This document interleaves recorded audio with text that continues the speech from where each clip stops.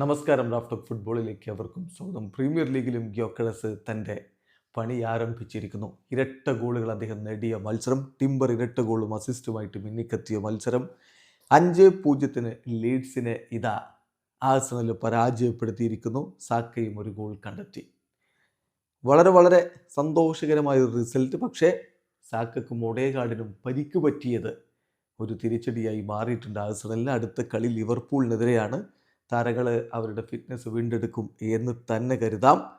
ഈ മത്സരത്തിൽ ആഴ്സണലിൻ്റെ മുന്നേറ്റങ്ങൾ നയിച്ചുകൊണ്ട് ആദ്യ 11-ൽ സാക്കയും ഗ്യോക്കറസും മഡൂക്കുമാണ് ഒരുമിച്ചിറങ്ങിയത്. കളിയുടെ 34-ാമത്തെ മിനിറ്റിലാണ് അവരുടെ ഗോളടി ആരംഭിക്കുന്നത്.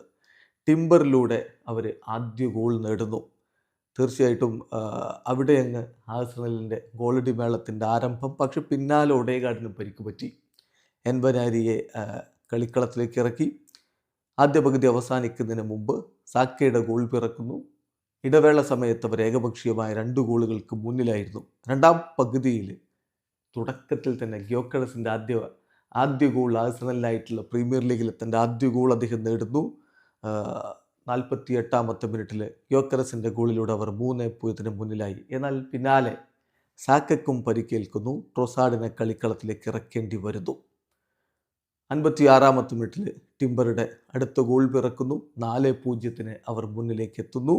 പിന്നെ നമ്മൾ കാണുന്നത് ഒരു ചരിത്ര സംഭവമാണ്. 15 വയസ്സുകാരനെ കളിക്കളത്തിലേക്ക് വിടുന്നു മൈക്കൽ ആർട്ടീറ്റ.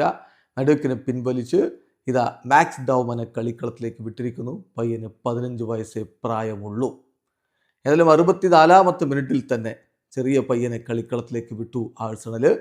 കളിയിൽ വീണ്ടും അവസാന ഘട്ടത്തിൽ പെനാൽറ്റിയിലൂടെ ഗ്യോക്കറസ് ഗോൾ അടിക്കുക കൂടി ചെയ്തപ്പോൾ ഏകപക്ഷീയമായ 5 ഗോളിൻ്റെ വിജയമാണ് അവർ സ്വന്തമാക്കിയത്. വീഡിയോ അവസാനിക്കുന്നു.